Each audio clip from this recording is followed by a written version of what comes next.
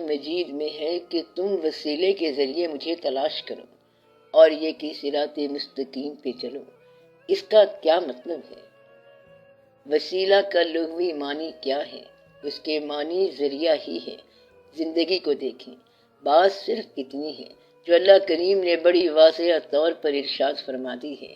یہ پھر بنیاد پہ بات جاتی ہے کہ انسان کے ساتھ زندگی اور زندگی کی ضروریات اور اس کی مجبوریاں اور اس کی افادیتیں شامل ہیں، اور پھر اس کے بعد اس انسان کے ختم ہونے کا واقعہ ہے۔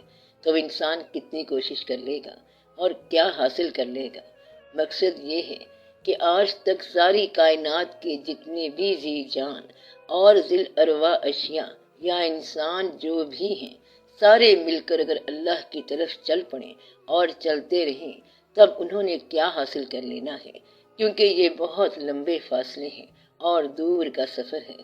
تو اگر انسان کی اللہ سے رابطے کے لیے کوشش ہو یا اس کے لیے سفر ہو تو وہ کتنا سفر کر لے گا اور کہاں تک پہنچے گا؟ یہ غور کرنے والی بات ہے۔ جب یہ کہا گیا کہ وسیلہ اور راستہ تلاش کرو، تو اللہ تعالیٰ کا راستہ صراط مستقیم کہلاتا ہے۔ اور لطف کی بات یہ ہے کہ یہ کوئی مارکڈ راستہ نہیں ہے کہ نشان لگایا ہوا ہے کہ اس راستے پر چلو، یعنی جیسے کوئی سڑک ہو۔ یہ اعتماد اور یقین کا راستہ ہے اور عمل کا بھی نہیں، کیونکہ عمل میں بعض اوقات ایسا ہوتا ہے کہ ایک آدمی جس کا یقین کمزور ہو اور اس کا عمل اگر صحیح بھی ہے تو پھر وہ عمل نامقبول ہوگا۔ ایسا اکثر ہوا کہ ایک آدمی جو باطنی طور پر اسلام کے خلاف ہے مگر مسلمانوں کی صف میں شامل ہے، ان جیسا عمل کرتا ہے، ان جیسی حرکات کرتا ہے اور مسلمانوں جیسی ساری وابستگی رکھتا ہے، مگر نیت کا ویسا نہیں، تو اسی کا نام ہے منافق۔ منافق وہ ہے جو اسلام کے کیمپ میں رہے اور اسلام کو دل سے پسند نہ کرے۔ منافقین اکثر مل جاتے ہیں۔ گویا کہ ہر عمل بھی وسیلہ نہیں بنتا اور عمل بھی راستہ نہیں بنتا۔ راستہ جو ہے یہ یقین ہے اور وسیلہ بھی یقین ہے۔ مقصد یہ ہے کہ اگر تو نے کشتی پر سوار ہونا ہو، تم اللہ پر اعتماد کر کے چلتے جاؤ، پھر پار ہو جاؤ گے۔ اس لیے اپنی بات پر، اپنی صفات پر اور اپنے ایمان پر خود یقین کرو، کیونکہ آپ نے کبھی کسی فارمولے کے مطابق ثابت نہیں کر سکنا کہ یہ اللہ ہے۔ تو اللہ کی لگن جو ہے یہ اللہ کا سفر ہے، لہٰذا آپ اس لگن میں رہو اور اس خیال میں رہو۔ اس سفر میں اللہ کا ثبوت آپ کے پاس کوئی نہیں ہے۔ اس طرح اگر آپ اللہ کا سفر کریں گے تو یہ اچیومنٹ ہوگی، یہ بڑا حاصل ہوگا۔ اللہ کا ثبوت ممکن نہیں ہے۔ اس طرح تو جو پچھلی اچیومنٹ ہے، جو پچھلا حاصل ہے، وہ بھی آپ آگے پیچھے کر بیٹھیں گے۔ تو مدعا یہ ہے کہ اللہ نے یہ فیصلہ فرما دیا کہ آپ اللہ کے راستے پر چلو، سیدھے راستے پر، اور وہ راستہ ہے ان لوگوں کا جو سمجھتے ہیں کہ ان پر اللہ کا انعام ہے، یعنی کہ رحمتیں ہیں۔ کسی انسان پر اس وقت تک رحمت نہیں ہے جب تک وہ یہ نہ سمجھے کہ مجھ پر رحمت ہے۔ مثلاً آپ اندازہ لگائیں کہ ایک آدمی امیر ہے مگر دنیاوی طور پر اپنے تناظر حالات میں پریشان ہے۔ امیر آدمی ہے لیکن پریشان ہے۔ غریب آدمی اسے کہتا ہے کہ تجھے کیا پریشانی ہے؟ کہتا ہے کہ وہ میرا بیٹا جو ہے وہ میرا کہنا نہیں مانتا، اس لیے میرے واقعات اچھے نہیں ہیں، میرے گھر کے حالات اچھے نہیں ہیں۔ غریب آدمی کہتا ہے یہ تو ہمارے ساتھ ہو رہا ہے، مگر تمہارے پاس تو پیسے ہیں، تم پیسے کے ذریعے اپنے حالات قابو کر لو۔ وہ کہتا ہے کہ امیر لوگوں کے بچے بھی کہنا نہیں مانتے، غریبوں کے بھی کہنا نہیں مانتے، تو پھر دولت نے ہمیں کیا دے دیا؟ سوال یہ ہے کہ وہ جو مسائل غریب کے ساتھ ہیں، واقعاتی طور پر وہی مسائل امیر کے ساتھ ہیں۔ آپ کبھی کسی ڈاکٹر کے پاس جائیں گے تو دیکھیں گے کہ ایک غریب مریض ہے اور اسی بیماری کا مریض ایک امیر آدمی بھی ہے، اور پھر وہ امیر مریض جو ہے وہ علاج کے لیے باہر بھی چلا جائے گا۔ اس کا مطلب ہے کہ دنیا کے اندر جو زندگی ہے اس کے غم کا بوجھ، تکلیف کا بوجھ تقریباً برابر ہے، باقی سارے بوجھ آپ کے اضافی ہیں۔ اب آپ پیسوں کا بوجھ اٹھا لو تو یہ آپ کا ایک الگ بوجھ ہو جائے گا، فالتو بوجھ ہو جائے گا۔ تو سب کے لیے غم برابر ہے، تکلیف کا بوجھ برابر ہے، دین کے حوالے سے بوجھ برابر ہے، اور آگے محاسبہ اور گرفت بھی برابر ہے۔ تو پھر یہاں کی جو نابرابری ہے وہ صرف آپ کا اپنا ہی حسن خیال ہے، باقی نابرابری یہاں ہے ہی کوئی نہیں۔ تو اچھا راستہ ان لوگوں کا راستہ ہے جن پر انعام ہے۔ میں کہنا یہ چاہتا ہوں کہ انعام ماننے والے پر ہوتا ہے، اس پر جو انعام کو مانے۔ آپ نے اکثر دیکھا ہوگا کہ لوگ شکایت کرتے رہتے ہیں، درد ہے، آنکھوں میں درد ہے، تکلیف ہے۔ وہ درد تکلیف تو بیان کرتے جا رہے ہیں، مگر آنکھوں کی جو نعمت ہے کیا کبھی اس کا شکریہ بھی ادا کیا؟ شکر والا کہتا ہے بہت ساری بینائی چلی گئی ہے، مگر شکر ہے کہ تھوڑا سا چاند تو نظر آتا ہے۔ اب یہ نعمت ہے تو وہ چاند کو دیکھتا ہے، سورج کو دیکھتا ہے، تو یہ کیا ہے؟ نعمت ہے۔ اور دوسرا جو شکر والا نہیں کہتا ہے کہ میں مشکل میں پھنسا ہوا ہوں، میں ذرا دور سے شکل نہیں پہچان سکتا، تو یہ اس کے لیے ایک الجھن ہے، عذاب ہے۔ گویا کہ ماننے والے کے لیے جو نعمت ہے، نہ ماننے والے کے لیے وہی مصیبت ہے۔ تو اللہ تعالیٰ کا انعام کن لوگوں پر ہوا؟ جنہوں نے اللہ کی دی ہوئی زندگی کو اپنے لیے انعام سمجھا۔ تو صراط مستقیم کیا ہے؟ اپنی اس زندگی کو اللہ کی نعمت سمجھ کے قبول کرنا۔ اس کے علاوہ صراط مستقیم کیا ہے؟ اس کے علاوہ صراط مستقیم کوئی نہیں ہے۔ یہ نہیں کہ کسی کے پیچھے چل پڑو، پہاڑوں میں چلے جاؤ یا دریاؤں میں چلے جاؤ، بلکہ زندگی کو اللہ کی نعمت سمجھ کے بڑے یقین کے ساتھ قبول کر لینا کہ یہ میرے پہ اللہ کا انعام ہے۔ یہ ہے صراط مستقیم۔ اور انمتا علیہم ہے، یہ تیرے اوپر بھی انعام ہے۔ اب تیرے اوپر کیا انعام ہے؟ اب تم جائزہ لیتے رہو۔ داتا صاحب رحمت اللہ پر کیا انعام ہے؟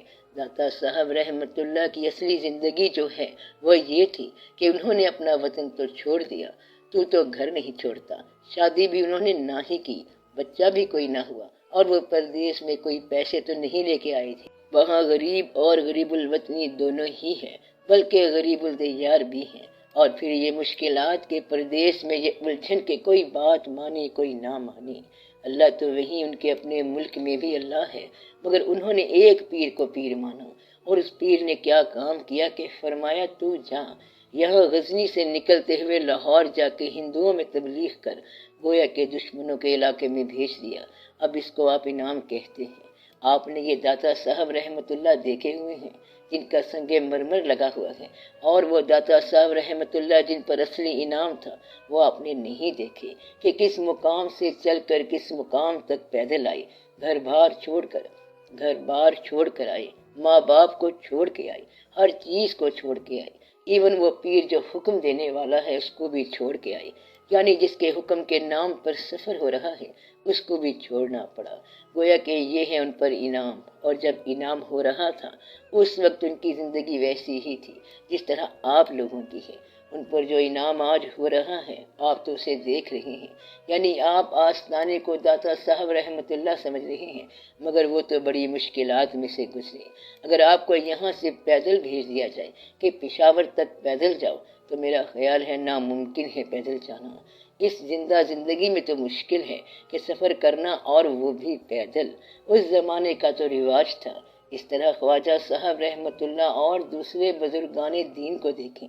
گویا کہ انمتا علیہم کا مطلب یہ ہے کہ جنہوں نے زندگی کو جو اللہ نے انہیں دی ہے اس کا انعام سمجھا، ان کے لیے یہ زندگی صراط مستقیم ہے۔ اور جن لوگوں نے اللہ کی دی ہوئی زندگی کو غضب سمجھا تو پھر یہ راستہ دین کا نہیں ہے۔ ایسا شخص کہتا ہے عذاب ہی ہے زندگی، مشکل ہی ہے، کبھی خرچ بڑھ جاتا ہے، کبھی آمدن گھٹ جاتی ہے، کبھی صحت خراب ہو جاتی ہے اور بیماری آ جاتی ہے۔ ساری الجھنیں مجھ غریب کے اوپر ہیں، ہر وقت ہی گلا، ہر وقت ہی شکایت رہتی ہے۔ ایسے شخص نے زندگی کو غضب کے طور پر دیکھا کہ ہر طرف سے اللہ تعالیٰ ہمیں ڈراتا ہے۔ تو جس شخص نے زندگی کو غضب کے طور پر دیکھا ہے اس کے لیے زندگی جو ہے وہ کبھی دین نہیں بن سکتی۔ گویا کہ اس زندگی کا ساتھ آپ کا جو ایٹریبیوٹ ہے، جو آپ کا رویہ ہے وہی آپ کے لیے دین ہے، اور جو آپ کا نظریہ ہے وہی دین ہے۔ اگر آپ نے اس کو اللہ کی رحمت سمجھا تو یہ آپ کے لیے دین ہے، اور اگر آپ نے زندگی میں الجھنیں ہی تلاش کی ہیں تو دین نہیں ملے گا۔ اگر الجھنیں دیکھنی ہیں تو پھر دیکھو کہ پیغمبر یتیم پیدا ہوتے ہیں، اب اس میں الجھن کیا ہے؟ مگر الجھن نکالو تو الجھن ہی الجھن ہے، اور اگر آپ اس میں انعام دیکھو تو پتہ چلے گا کہ یتیموں کو پیغمبری مل رہی ہے۔ یہ تو آپ کا اپنا حسن خیال ہے کہ آپ کس انداز سے دیکھتے ہیں، اس لیے انعام دیکھیں گے تو پھر تو انعام ہے، اور نہ نظر آئے تو پھر آپ کو انعام نظر نہیں آئے گا۔ تو اس آدمی کو زندگی انعام لگتی ہے جو اپنی زندگی کو انعام سمجھے۔ تو یہ دین کا راستہ ہے۔ وسیلے کا مطلب یہ ہے کہ اگر آپ نے ایک وسیلہ پکڑا ہے تو دوسرا وسیلہ نہ پکڑنا۔ اللہ کی طرف وسائل نہیں لے جائیں گے بلکہ وسیلہ لے جائے گا، اور یہ یاد رکھنے والی بات ہے، لوگ وسائل بنا لیتے ہیں، اس لیے اصل وسیلہ ٹوٹ جاتا ہے۔ ایک شخص کہتا ہے کہ میں اللہ کی طرف سفر کر رہا ہوں، دوسرا کہتا ہے کیا کرتے ہو اس سلسلے میں؟ کہتا ہے نماز پڑھتا ہوں۔ وہ کہتا ہے آج آپ نے نماز نہیں پڑھی؟ کہتا ہے نہیں، آج میں قوالی سن رہا ہوں۔ گویا کہ اگر ایک وسیلہ ہے تو اس وسیلے کو دوسرے وسیلے سے نہ توڑو۔ میری بات سمجھ آئی؟ دوسرا آدمی تو وسیلہ کر رہا ہے اور وہ اپنے حساب سے کر رہا ہے۔ مثلا درود شریف پڑھتا جا رہا ہے تو پڑھنے دو اس کو، اور تم جو کچھ کرتے ہو کرتے جاؤ۔ اپنا وسیلہ جو ہے اسے محفوظ رکھو، یہ نہ ہو کہ کسی اور سے وسیلے پوچھتے رہو۔ آپ اپنے وسیلے پر پورا اعتماد کریں، وسیلے کا قیام ہونا چاہیے، اور آپ کا قیام جو ہے وہ دین کے اندر ہو۔ ایک آدمی نے کسی انسان کو وسیلہ بنا لیا اور پھر کہتا ہے کہ وہ انسان غلط نکل آیا۔ اگر تیری وابستگی اللہ کے لیے ہے تو تیری وابستگی غلط تو نہیں ہو سکتی، اور اگر تیرا عقیدہ، تیرا یقین قائم ہے تو غلط مقام پر بھی تجھے صحیح راستہ مل جائے گا، اور وہ مقام بھی صحیح ہو جائے گا۔ مثلا کبھی آپ یہ دیکھو کہ ماں باپ دین میں اولاد سے کم ہیں، یعنی اولاد دینی مدارس میں پڑھ جائے اور ماں باپ نے نہ پڑھا ہو، تو ماں باپ کے پاس دینی علم کم ہوگا، لیکن ماں باپ کا مرتبہ ہمیشہ بڑا ہے اور وہ ہمیشہ اولاد کے لیے دعا کریں گے۔ تو مدعا یہ ہے کہ ماں باپ کا ایک ایسا مقام ہے جن کے پاس دینی علم کم ہونے کے باوجود اولاد کے لیے دینی مرتبہ اور منصب قائم رہتا ہے، ہر چند کہ ان کی اولاد دین میں بہت زیادہ علم رکھتی ہو، تو یہ ایک ایسا وسیلہ ہے جو قائم رہتا ہے۔ تو جب آپ کہتے ہو کہ وسیلہ پکڑو تو مطلب یہ ہے کہ آپ اللہ سے کثیر الوسائل رجوع نہ کرو، اللہ کی طرف ایک وسیلہ لے کے آپ چل پڑو۔ کلمہ پڑھ لیا، اسلام آ گیا، اور اب آپ قوت کے ساتھ وسیلہ پکڑو اور اللہ تعالیٰ کی طرف اسی وسیلے کے حوالے سے کوشش کرو، اور پھر آپ کو اس طرح بات دریافت ہو جائے گی۔ بے شمار لوگوں نے بے شمار جگہوں پر دیکھا اور بلی کی مثال دیتے ہیں کہ جس بلی کو جس بل سوراخ سے خوراک ملی ہے وہ اکثر اس سوراخ کے پاس ہی بیٹھتی ہے۔ جس بلی کو دیوار پر اڑتی چڑیاں ملی ہے وہ دیوار پر رہے گی، جس نے درخت سے چڑیا پکڑی ہے وہ درخت پر ہی رہے گی، تو جس کو جہاں سے جو ملا ہے وہ وہیں رہ جائے گا۔ گویا کہ ہر چیز اپنے وسیلے کو محفوظ کر رہی ہے، وہ مر جائے تب بھی اس کی خوراک وہیں سے حاصل ہوگی، اس کا عقیدہ وہیں رہے گا۔ تو دیوار سے چڑیا پکڑنے والی بلی ساری عمر دیوار پر ہی رہتی ہے۔ تو مدعا یہ ہے کہ جہاں سے آپ کو فضل ملا، فیض ملا، اگر آپ وہاں سے اکھڑ گئے تو پھر آپ کے پاس نہ فضل ہے اور نہ فیض ہے۔ تو مدعا یہ ہے کہ فضل اور فیض استقامت کے علاوہ کسی شے کا نام نہیں ہے۔ تو جس کو آپ فضل کہہ رہے ہیں یا فیض کہہ رہے ہیں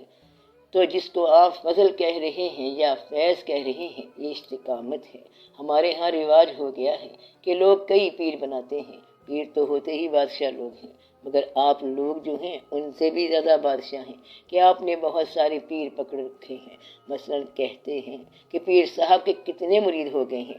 بھائی 20,000 ہو گئے ہیں۔ اور آج کل کسی مرید سے پوچھیں کہ بھائی تیرے کتنے پیر ہیں، تو وہ کہتا ہے کہ کوئی 20-25 تو ہوں گے ہی۔ ایسا مرید جہاں کسی کا پتہ چلا وہاں چلا گیا، کہیں اور خبر سنی تو وہاں چلا گیا۔ اس سے یہ ہوتا ہے کہ ایسے آدمی کے لیے وسیلہ ٹوٹ جاتا ہے۔ تو مقصد یہ ہے کہ آپ اپنے اعتماد کے اندر قائم رہیں۔ یہ کہنے والی بات نہیں ہے بلکہ صرف سمجھنے والی بات ہے۔ اس وسیلے کو جس کو آپ نے قائم رکھ لیا وہ وسیلہ قائم نہیں ہو سکتا۔ جب تک آپ کو یقین نہ ہو وہ کبھی قائم نہیں ہو سکے گا۔ اور اگر وہ قائم ہو گیا تو یہ یقین کی انتہا بن جاتا ہے، وسیلہ ہی یقین بن جاتا ہے۔ جب یقین پختہ ہو جائے تو پھر اللہ کے علاوہ آپ کو اور کیا بات نظر آئے گی؟ مقصد یہ ہے کہ جب آگ کے اندر ایک پیغمبر چھلانگ لگاتا ہے، بے خطر کود پڑتا ہے، تو آگ میں دیدار الہی اور وصال حق ہو جاتا ہے۔ اب لوگ کہہ سکتے ہیں کہ آگ میں تو وصال حق نہیں ہوتا، ہر چند کے وہ گلزار ہو گئی، مگر یہ ان کے لیے وصال حق ہے۔ یقین کی انتہا ہی وصال حق ہے۔ میری بات سمجھ آ رہی ہے آپ کو؟ یہ دو طریقے سے ملتی ہے۔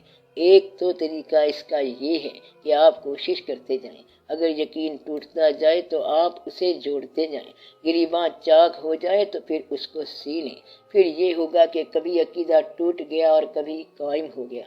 بس آپ سفر کرتے جاؤ حتیٰ کہ عقیدہ قائم ہو جائے گا۔ آپ کوشش کرتے اور ہمت کرتے جائیں تو افلاک سے نالوں کا جواب آ ہی جائے گا۔ ایک طریقہ تو یہ ہے۔ دوسرا اس کا طریقہ یہ ہے کہ یہ آپ کے عمل سے بے نیاز ہے، اور اللہ کی رحمت جو ہے وہ خود تلاش کرتی ہے اور خود شکار کرتی ہے۔ آپ اگر حسن انتظار پیدا کرو تو آپ کے لیے حسن انجام آ جائے گا۔